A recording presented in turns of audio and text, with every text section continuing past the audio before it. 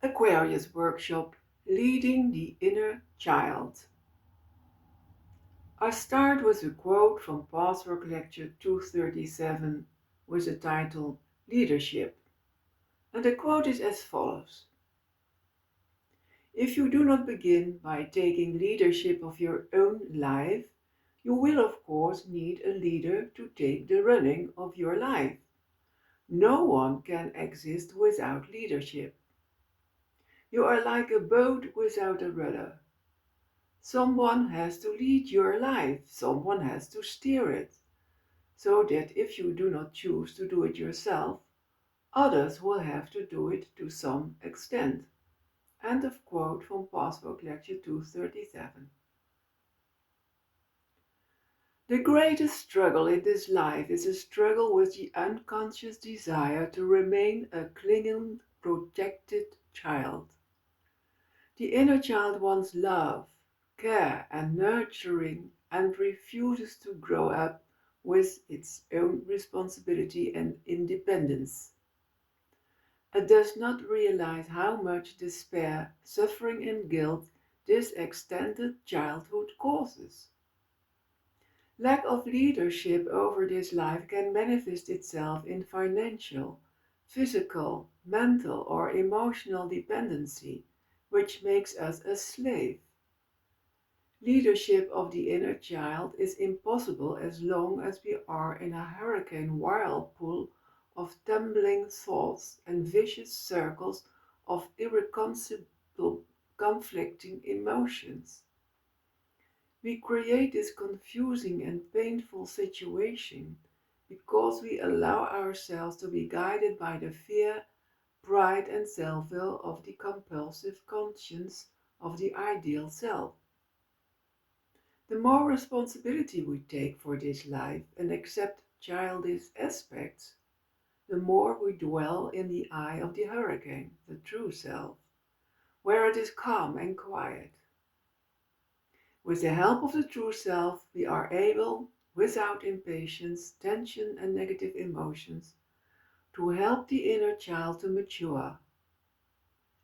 In this workshop, you will explore with a loving curiosity 3 themes of the Pathwork Lectures regarding leading the inner child. The first theme, letting go of your childish beliefs. The child has a distorted concept of happiness, believing that happiness means that everyone does exactly what it wants. It has a strong fear of rejection. It therefore clings to an ideal image of perfection in order to dominate others and to force love, attention, and approval from them unilaterally. It does not see that it's precisely through this unconscious emotional attitude that it exhausts its creative power and provokes the rejection it fears. In revenge, it provokes misfortune in order to punish others with its misfortune, and this causes a deep sense of guilt.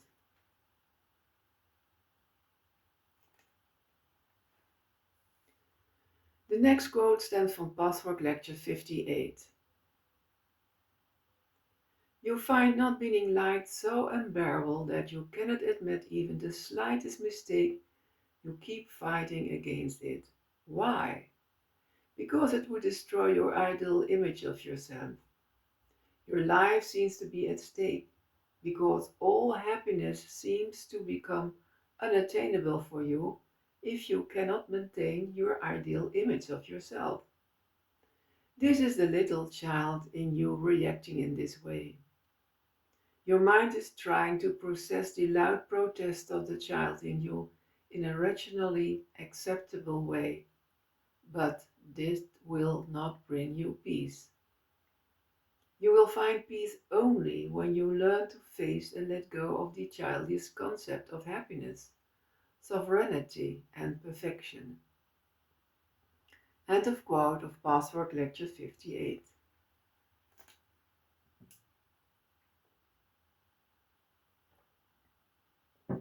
The second theme, letting go of self-rejection. Collectively, we are addicted to self-rejection because we lack the ability to see parents as searching, vulnerable, blind, tormented human beings. We either idealize them and see them as powerful super beings, or we reject them. We do not realize that the pain and rejection inflicted on us as children had nothing to do with us. When we see the truth about parents and understand them, the sense of self-rejection disappears because we realize that their attitude had nothing to do with the imaginary worthlessness. The next quote stems from Pathwork Lecture 99. The moment you experience the important people of your childhood in their own reality, you will no longer have the need to love your own self-rejection. You love it only because the child within you believes there is nothing else. But when you realize that you were not rejected because of your inferiority, you no longer need to love your rejection. End of quote from Pathwork Lecture 99. The third and last theme, re-educating your inner child. In a meditation with a threefold communication in which the ego consciousness activates both the inner child and the true self with its higher consciousness, we can influence the child to let go of the pressure and clinging to the outside world.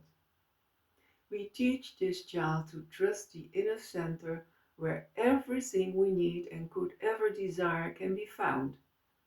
In this way, we no longer let ourselves be led by the destructive child, but we give guidance to this inner child and educate it to adulthood. The last quote stems from Pathwork Lecture 182. Re-education depends not only on the effort of the conscious ego, which enters into conversation with the ignorant child and teaches it, but also on the intervention and guidance of the universal spiritual self.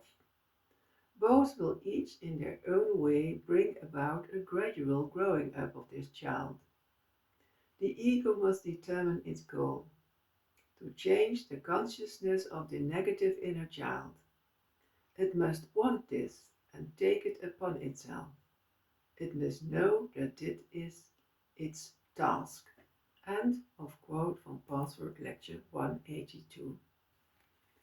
I wish you peace and all the best. Thank you.